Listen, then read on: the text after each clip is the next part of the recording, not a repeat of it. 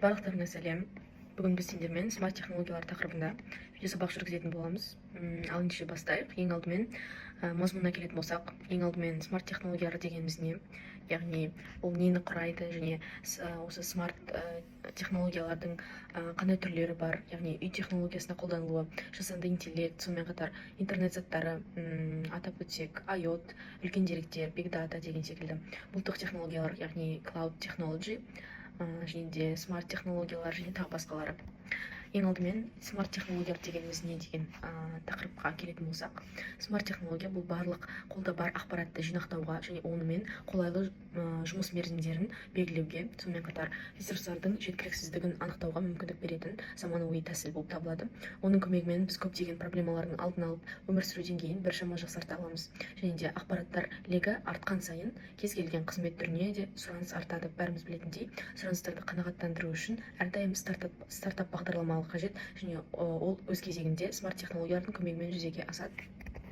Келесі бұл бізде жасанды интеллект, яғни Artificial Intelligence, сонымен қатар интернет заттары және айта кеткен IoT, яғни Internet of Things.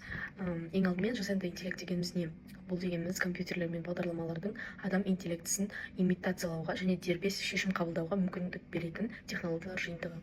Жасанды интеллекттің негізгі түрлері бұл мамандырылған жасанды интеллект, дауысты тану, бейнежазбаларды өңдеу сияқты свойстволарымен ерекшеленеді.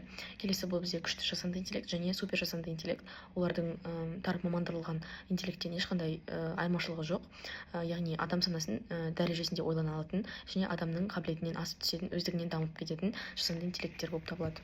Келесі бұл бізде интернет заттары, яғни IoT, яғни бір-бірімен немесе сыртқы күштердің әрекетінен әрекеттесу үшін кіріктірілген құралдар және технологиялармен жабдықталған физикалық объектілер арасындағы деректерді беру жүйесінің түсінігі. Интернет заттар бұл ақпарат жинауға және алмасуға мүмкіндік береді және электроникамен, арнайы бағдарламамен, сенсорлармен және интернетке шығу мүмкіндігімен жабдықталған физикалық объектілермен желісі болып табылады. Келесі бұл бізде Big Data, яғни үлкен деректер. Аты айтып тұрғандай, үлкен деректер дегеніміз ақпаратты талдауға, жүйелі түрде шығаруға немесе деректеуге, өңдеудің дәстүрлі қолданбалы бағдарламалық жасақтамасымен өңдеуге, тым үлкен немесе күрделі деректер жиынымен жұмыс істеуге арналған, яғни деректерді зерттеу саласы болып табылады. Келесі бұл бізде бұлтты технология, яғни барлығымыз білетіндей Cloud Technology, яғни қызмет көрсететін әртүрлі ұғымдардан тұратын үлкен бір тұжырымдама болып табылады. Бұлтты технология тұтынушыға ғаламтор арқылы онлайн жағдайында деректерді өңдеуге мүмкіндік береді. Келесіде осы смарт технологиялардың бизнестегі рөлі туралы айта кетсем, жасанды интеллект бұл бізде қазіргі таңда өте қолданысқа ие сала болып табылады. Жасанды интеллект бұл клиенттердің қалауын болжау және олармен сөйлесуге мүмкіндік береді.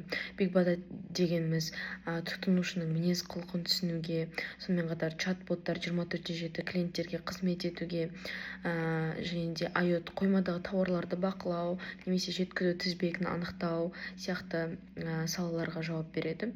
Яғни тағы да бізде блокчейн деген бағдарлама, ол қауіпсіз және ашық транзакция рөліне жауап береді. Келесі бұл бізде денсаулық сақтаудағы смарт технологиялардың рөлі. Ауруларды ерте анықтау, қашықтықтан бақылау, жылдам және тез және нақты диагноз қою, дәрігерлердің жұмысын жеңілдету сияқты көмегін тигізеді. Келесі бұл даму трендтері, яғни ақылды құрылғылардың көбі тұрмыстық техникадан бастап өндірістік жабдықтарға дейін қамтылған және IoT пен жасанды интеллект құрылғылары бұл құрылғылардың өздігінен шешім қабылдап, пайдаланушыларға ыңғайлы орта табуға қалыптастырады. Сонымен қатар оның қолдану салалары смарт үйлер мен кеңселер және ақылды қала инфрақұрылымдары болып табылады. Келесі бұл бізде смарт технологиялардың қауіпсіздікке жауап беретін рөлі. Яғни смарт құрылғылар мен жүйелер интернетке қосылғандықтан олар кибер шабуылдар мен хакерлік әрекеттерге жиі ұшырайтын болып келеді және оның бірнеше қауіптері болады.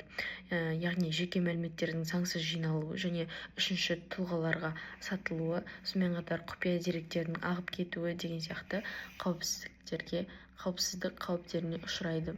келесі бұл бізде артықшылықтары. Осы смарт технологиялардың, яғни өмір сапасын жақсарту, автоматтандыру және уақытты үнемдеу, қаржы және ресурстарды үнемдеу сияқты артықшылықтары бар.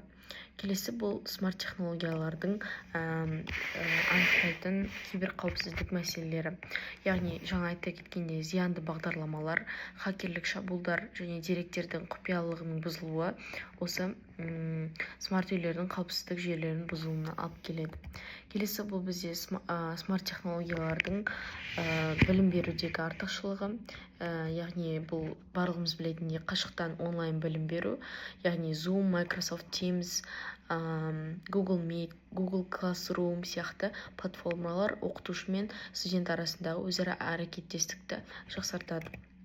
Келесі бұл бізде өнеркәсіптегі смарт технологиялардың рөлі.